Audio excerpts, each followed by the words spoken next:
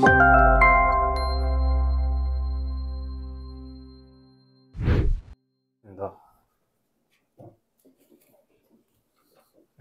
블레이저와 프론트엔드 생태계의 조화라는 주제로 발표를 맡게 된 닷넷데브에서 활동하고 있는 신윤석이라고 합니다. 반갑습니다.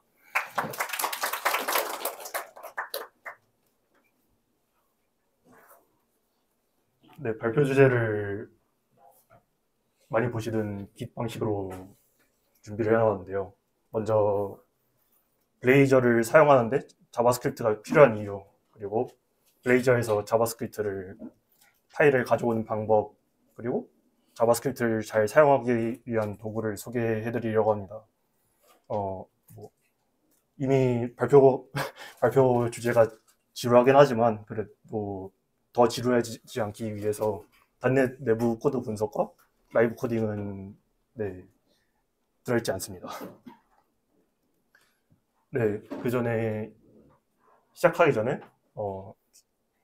라이브 끝나고 Q&A 질문들을 모아서 이제 답변해 드리기 위해서 이 QR코드를 입력하시면 익명으로 이제 질문을 올릴 수 있으니까 QR코드 인식하셔서 만약에 궁금한 것이 있으면은 질문을 올려주시면 뭐 끝나거나 아니면 나중에 닷넷데브 포럼을 통해서 답변을 드리겠습니다. 먼저 블레이저를 처음 뭐 들어보시는 분도 계실 테고 아니면 블레이저를 알고 계시는 분들도 있겠지만 블레이저를 소개하자면 C샵을 사용해서 인터랙티브 UI를 만들 수 있는 닷넷 웹 프레임워크라고 공식 문서에서 말합니다. 그러면 이제 가장 먼저 드는 생각이 HTML과 CSS, 자바스크립트를 보통 브라우저에서 그 세 개만 작동이 될 텐데요. C샵을 기반으로 어떻게 UI를 그리는 웹 프레임워크를 만들지? 라는 의문이 드실 수 있습니다. 그래서 공식 문서에서 이제 블레이저의 호스팅 모델 두 가지로 소개합니다. 나머지 하나도 있지만 보통 웹 프레임워크라고 생각해서 많이 사용하시는 게 이제 블레이저 웹 어셈블리와 블레이저 서버가 있습니다. 블레이저 웹 어셈블리의 경우에는 블레이저 브라우저에서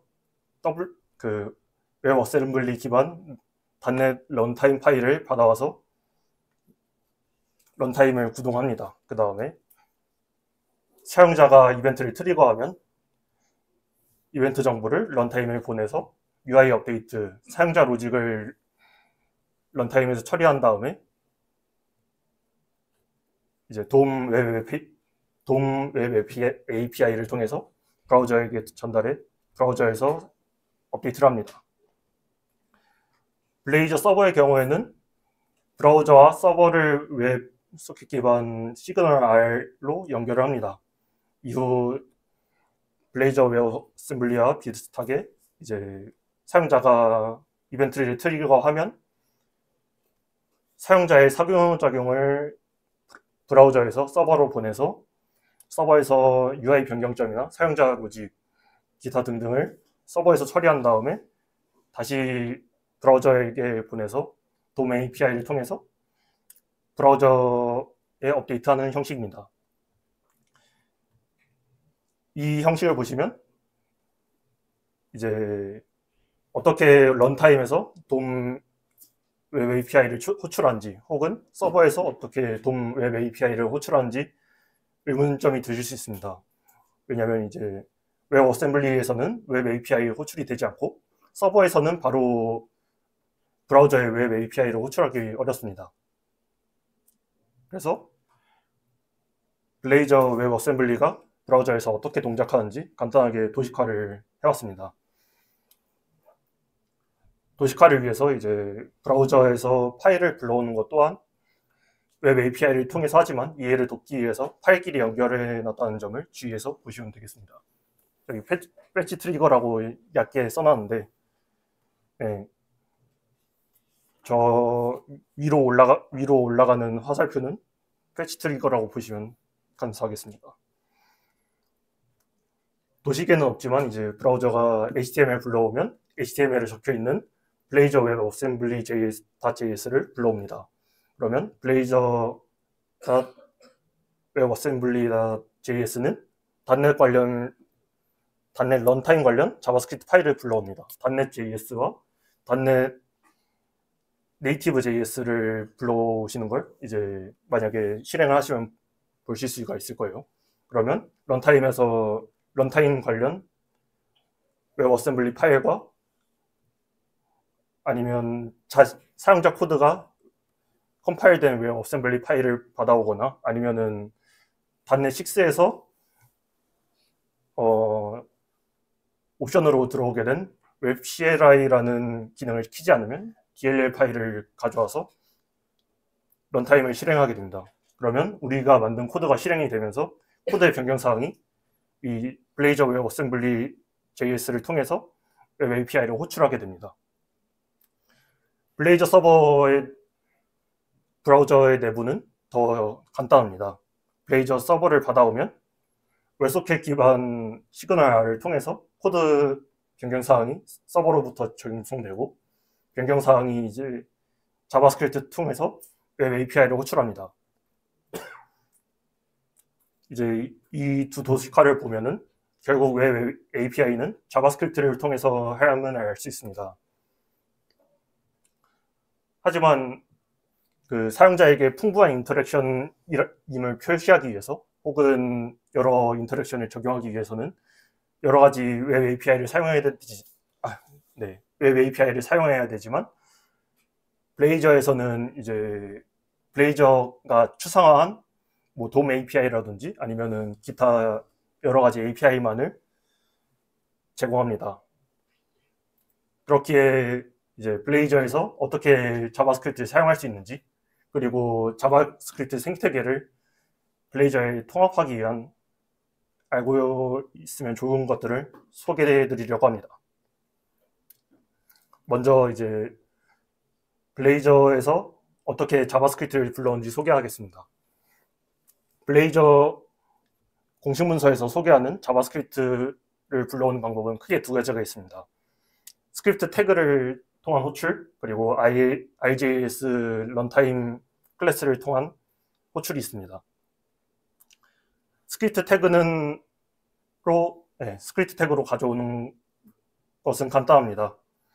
그 웹 어셈블리의 경우에는 저 www 루트에 있는 index.html 안에, 블레이저 서버의 경우에는 페이지스 안에 있는 host.cs.html 안에 있는 바디 태그 맨 하단에 스크립트 태그를 삽입하면 됩니다. 이렇게 되면 우리가 호출하려는 자바스크립트 파일이 블레이저 스크립트를 받아온 이후 그 다음에 받아와서 실행하게 됩니다. 만약에 이렇게 받아온 스크립트 안에 있는 함수를 호출하려면 컴포넌트에서 IJS 런타임을 인젝트 한 다음에 이제 보시는 코드와 같이 이제 호출해서 자바스크립트 함수를 사용할 수 있습니다. 이제 스크립트 태그를 활용해서 자바스크립트를 불러서 활용을 하게 되면 장점은 설정하기 간편하고 아주 직관적이고 쉽게 만들 수 있습니다. 하지만 파일 크기가 커지면 이제 용도에 따라 분리하기가 힘들고 받아오는데도 시간이 많이 걸릴 수도 있습니다. 그리고 자바스크립트에서 .NET 호출 시에 네임스페이스나 .NET 함수 이름을 관리를 해야 되는데 이 과정에서 오류가 발생할 수 있습니다. 그리고 자바스크립트에서 전역 네임스페이스인 윈도우 오염을 관리해야 되는데 이 또한 모든 코드를 우리가 볼 수가 없으므로 단점으로 작용할 수 있습니다. 그에 비해 이제 두 번째 가져온 방법인 IJS 런타임을 통해서 가져온 방법을 소개하겠습니다. 이제 초반에 설명했듯이 이제 www 루트에 있는 자바스크립트를 저장한 다음에 이제 오른쪽에 있는 코드를 통해서 자바스크립트 파일을 브라우저에서 불러올 수 있습니다. 이제 저 중간에 패스 컴포넌트 레이저.js라고 적어놓은 이유는 이제 관리하기 쉽도록 페이지나 컴포넌트에 대응해서 레이저.js 파일을 관리하기를 공식 문서에도 그렇게 권장하고 있고, 이렇게 만들면 컴포넌트 단위로 자바스크립트 파일을 관리할 수가 있어서 쉬워집니다. 이 다음에 반환된 변수의 invoke async 함수를 통해서 자바스크립트 파일 내에 선언된 함수를 사용할 수 있습니다. 이렇게 자바스크립트 파일을 이 방식으로 받아서 활용을 하게 되면 스크립트 태그와 가져오는 것과 반대로 필요한 자바스크립트 파일만 가져올 수 있고 네임스페이스나 함수 관리가 쉽습니다. 하지만 스크립트 태그로 가져오는 거에 비해서 설정하기 어렵고 직관적이지가 않습니다. 그리고 이제 블레이저에서 자바스크립트를 불러오는 이 두 가지 방식으로는 자바스크립트 생태계를 사용할 수가 없고 보통 자바스크립트를 잘 사용하기도 어렵습니다. 그래서 자바스크립트 생태계를 입문하기 위해 좋은 도구들을 소개하고 간단하게 설정하는 방법을 소개하고자 합니다. 가장 먼저 노드.js를 설치하는 데서 시작해보고자 합니다. 물론 노드.js 홈페이지에서 설치해도 상관은 없지만 이를 통해서 설치하게 되면 개발 환경을 설정하는 데 어려움을 겪을 수도 있습니다.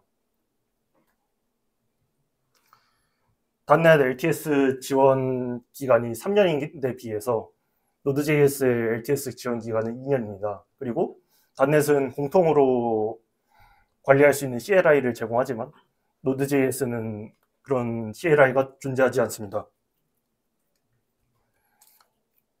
그래서 여러 노드.js 버전을 관리할 수 있는 도구들을 사용하기를 추천드립니다.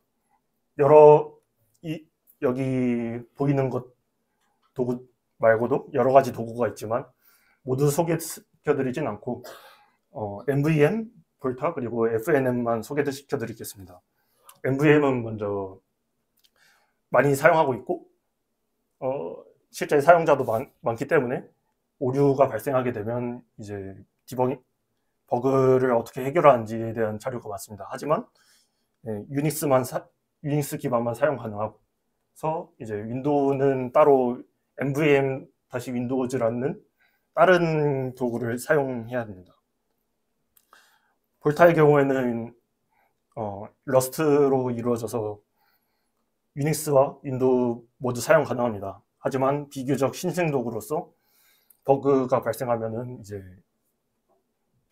이 라이브러리 개발 GitHub에 이슈를 달아야 되는 경우가 생길 수도 있기 때문에 이는 주의해서 사용해야 되고, 그리고 추후 소개할 패키지 관리자도 관리를 하기 때문에 이 볼타 도구가, 그래서 패키지 관리자하고 같이 소개할 코어팩이라는 도구를 사용할 수 없습니다. 마지막으로 FNM은 유닉스와 윈도우 모두 사용 가능하지만 역시 신생 도구이기 때문에 버그가 발생하면 이 도구 GitHub에 가셔서 이슈를 달아야 된다는 점은 인지하시고 사용하시면 되겠습니다. 그 다음은 이제 프로덕션에도 영향이 가는 패키지 관리자 선택하기입니다. 이 과정은 이제 선택적으로 적용이 되기에 프로덕션 옆에 선택 태그를 달아놨습니다. 노드.js에서 기본적으로 제공하는 npm은 노드.js의 시작과 함께 노드.js의 역사를 함께하고 있기 때문에 여러 가지 구조적인 이슈가 있고, 그중 가장 큰 이슈가 속도 문제입니다. 그렇기 때문에 이제 다른 대체 두 가지 패키지 관리자를 추천드립니다. 첫 번째는 얀 V1이 아니고 얀 벨이라는 패키지 관리자인데요. 성능이 대부분의 경우 npm가 밑에 있는 pnpm보다 좋습니다. 하지만 이 얀 벨의 작동 방식인 플러그 앤 플레이라는 작동 방식이 있는데 이 오류 해결 방식이 초보자에게 쉽지는 않습니다. 그리고 이 얀 벨이만의 특성인 제로 인스톨이라는 한번 받고 기세 커밋을 하게 되면 다시 설치를 하지 않아도 되는 장점을 가진 기능이 있는데 이것의 단점 또한 극명하기 때문에 고려해서 선택을 하시면 되겠습니다. 그리고 그 다음 소개할 패키지 관리자는 pnpm인데 성능이 npm에 비해 대부분의 경우 좋고 npm에서 교체하기 쉽도록 패키지 관리자 설정을 구성해 놨습니다. 그렇기 때문에 pnpm보다는 pnpm을 얀베리보다 더 추천을 드리고요. 물론 npm보다 제약사항이 생기지만 그렇게 신경 안 써도 되는 문제이기 때문에 npm을 만약에 꼼수를 통해서 사용하고 계신다면 설정하기 어려울 수도 있습니다. 하지만 이제 이 두 개의 패키지 관리자를 원래는 따로 받아야 되는데 노드.js에서 이를 더 편하게 설치하고 관리하기 쉽게 만든 코어팩이라는 도구를 소개합니다. 만약에 노드.js를 설치하게 된다면 딸려오는 도구인데요. 이제 만약에 패키지 관리자를 사용한다고 해도 npm 따로 설치하기는 힘들기 때문에 왼쪽은 이제 pnpm을 사용하는 방식이고 오른쪽은 얀베리를 사용하는 방식이기 때문에 얀베리를 사용하는 방식이고 사용하기 쉽기 때문에 이 코어팩을 사용하기를 추천드립니다. 그 다음은 번들러 사용하기라고 적어놨는데 번들러를 사용하는 걸 권장드리는 이유는 이제 자바스크립트 생태계의 큰 장점인 수많은 라이브러리를 사용하려면 패키지 관리자에서 인스톨을 하고 하나 또는 여러 개의 자바스크립트 파일로 만들어야 되는데 이를 단넷에서 자바스크립트 번들링을 지원하진 않으니까 따로 우리가 번들러를 설치해서 사용하기를 권장드립니다. 번들러가 정말 여러 가지가 있는데 그중 추려서 갖고 와봤습니다. 가장 권장드리는 것은 신생 라이브러리인 어떻게 불러야 될지는 모르겠지만 TS업이라고 해야 되나? 설정이 간편하고 빠르다는 장점이 있습니다. 하지만 이 TS업이라는 라이브러리가 ES빌드 기반으로 만들어져서 만약에 오류가 발생한다면 디버깅이 어려울 수 있다는 단점이 있지만 그래도 빠르고 대부분의 경우에는 오류가 발생하지 않기 때문에 추천드립니다. 그리고 만약에 안정성을 중시한다면 그 밑에 있는 웹팩을 사용하기를 추천드립니다. 웹팩이 라이브러리가 오래되기도 했고 가장 많이 쓰는 번들러 라이브러리이기 때문에 자료가 매우 많습니다.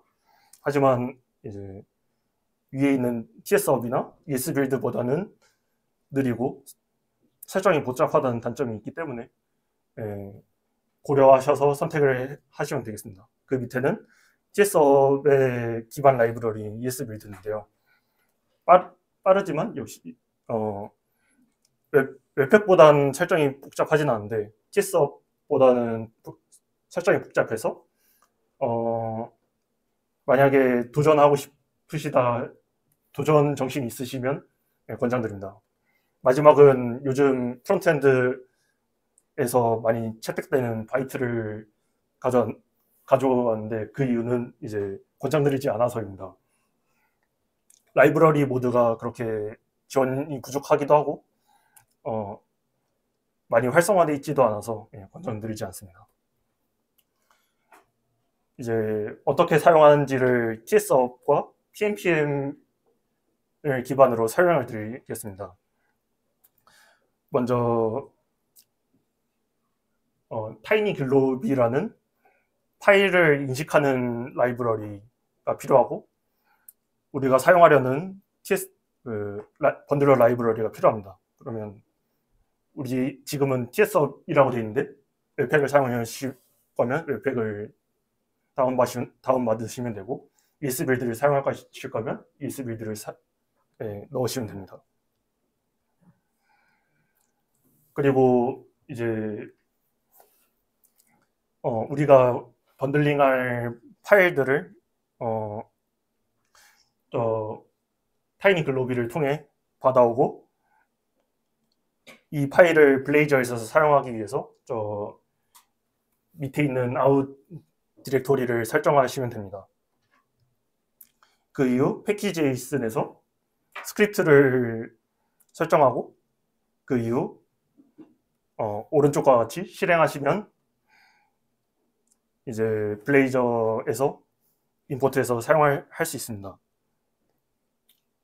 그리고 빌드 파일을 기릿에 포함시키지 않기 위해서 기디그너 또한 설정하시면 편히 그 커밋 디프를 관리하는 데 도움이 됩니다. 하지만 이제 번들러만 사용하면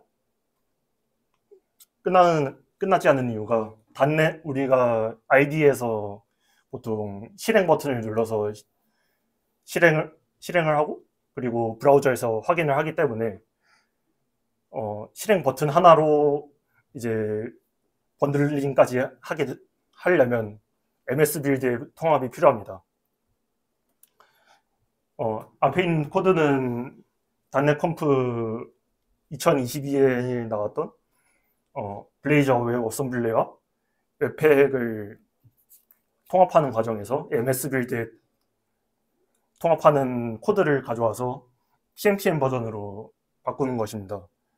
가장 중요한 부분이 이 타겟 2개를 추가하는 것인데 저 타겟 안에 있는 이그젝 태그를 통해서 PNPM 인스톨을 실행하고 만약에 인스톨이 되어 있다면 밑에 있는 PNPM 빌드를 빌드 때마다 실행을 해서 만약에 우리가 실행 버튼을 누를 때마다 저 PNPM 빌드가 작동하도록 만들 수 있습니다.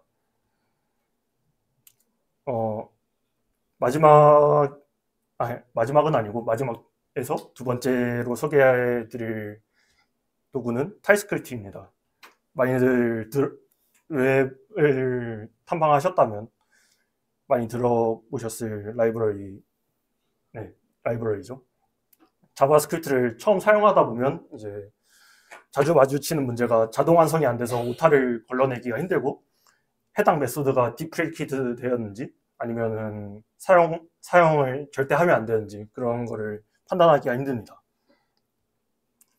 하지만 이제 타입스크립트를 적용하게 되면 ID에서 자동 완성을 나열해 주기도 하고 만약 오타를 입력했으면 빌드나 ID에서 오류를 반환하기 때문에 편하고 빠르게 개발할 수 있습니다. 이렇게 좋은 도구를 왜 선택으로 태그를 걸어 놓느냐라고 물으실 수도 있을 것 같아서 그 이유는 이제 자바스크립트에 비해서 러닝 커브가 어느 정도 있고 게다가 타입스크립트 또한 자바스크립트처럼 빠르게 변화하기 때문에 자바스크립트보다 러닝 커브가 더 높다고 볼 수 있기 때문에 선택으로 넣었지만 그럼에도 좋은 도구이기 때문에 소개에 포함시켰습니다. 만약에 우리가 TS업이라는 번들러를 사용을 한다면 왼쪽에 있는 타입스크립트를 인스톨하고 tsc init이라는 명령을 통해서 tsconfig를 생성하고 오른쪽처럼 타입스크립트 파일을 엔트리에 포함시키면 바로 사용을 할 수가 있습니다. 왼쪽에 이제 타입스 노드라는 걸 추가를 했는데 그 이유는 번들러 설정이나 다른 노드.js 기반 코드를 만들 경우에 오류가 날 수 있기 때문에 추가했습니다. 빼셔도 상관없지만 이제 만약에 타입스크립트를 더 사용하고자 원하신다면 설치하는 것을 권장드립니다. 네, 만약에 번들러를 사용하지 않으시는 경우에는 마이크로소프트 공식 문서에서 너겟 패키지를 통해 타입스크립트를 사용할 수 있도록 설정하는 문서가 있습니다. 하지만 이 경우에는 다른 자바스크립트나 타입스크립트 라이브러리를 사용할 수 없기 때문에 만약에 생태계를 활용하고자 하신다면 추천하지는 않습니다. 그리고 타입스크립트를 사용하다 보면은 자바스크립트에서 .NET 메소드를 호출할 때가 있습니다. 만약에 자바스크립트에서 이벤트를 등록하고 .NET 런타임에 보내야 될 경우가 대표적인데요. 만약에 이게 윈도우.NET이 자바스크립트에서나 타입스크립트에서 임포트 자동 완성이 안 되기 때문에 이 타입을 설정하기 위해서 필요한 설정들을 안내하고 다음 자바스크립트 생태계를 안내하고자 합니다. 네, 저 마이크로소프트 .NET JS 인터롭이라는 패키지를 설치를 한 다음에 왼쪽에 코드를 생성을 하고 오른쪽처럼 tsconfig 안에 컴파일러 옵션스 안에 타입스에 추가를 해 놓으시면 네, 화면과 같이 .NET 점을 했을 때 자동 완성이 되는 것을 이제 여러분들이 설정을 하시면 확인하실 수 있을 겁니다. 네, 마지막으로 웹 컴포넌트를 소개하고 마무리하고자 합니다. 만약에 블레이저로 빠르게 MVP나 아니면 간단하게 기능을 만들어 볼 경우에 무료 UI 라이브러리가 필요할 때가 있습니다.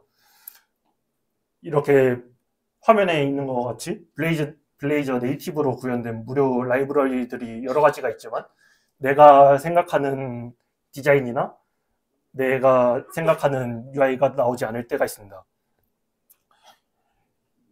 이를 위해서 웹 표준인 웹 컴포넌트를 기반으로 하는 디자인 시스템을 포함을 해서 우리가 생각하는 UI나 아니면은 색다른 디자인을 활용할 수 있습니다. 여러 가지 회사에서 만든 디자인 시스템들이 있는데 세 개 하고 마지막 밑에 있는 하나를 가져왔습니다. 첫 번째는 이제 어도비에서 만든 스펙트럼 웹 컴포넌트고, 두 번째는 레드햇에서 만든 레드햇 디자인 시스템, 세 번째는 이제 쇼피파이에서 만든 슈레이스라는 디자인 시스템입니다. 뭐 이외에도 많은 것들이 있지만 더 찾아보시길 추천드립니다. 그리고 밑에 있는 프레스트라는 마이크로소프트에서 만든 디자인 시스템인데 이 디자인 시스템은 블레이저 통합도 이제 문서 있지만 이 기반은 웹 컴포넌트로 되어 있기 때문에 소개를 해드렸습니다. 네, 마치면서 이제 폐회식에 사용될 모임 추천기 폐회식까지 계실 거면 모임 추천기라는 이 웹사이트를 보시게 될 건데 이 웹사이트가 오늘 소개한 여러 가지 자바스크립트 생태계를 활용해서 만들었기 때문에 오른쪽 QR코드는 GitHub 저장소입니다. 관심이 있다면 이제 QR코드를 스캔하시고 저장소에 어떻게 활용이 되었는지 살펴보시면 좋겠습니다. 네, 감사합니다. 왼쪽은 이제 단넷데브 포럼이고 오른쪽은 제 링크드인입니다. 단넷데브 포럼을 통해서 블레이저 관련 질문을 하셔도 되고 링크드인을 통해서 질문을 하셔도 되니까 발표는 여기서 마치겠습니다. 감사합니다.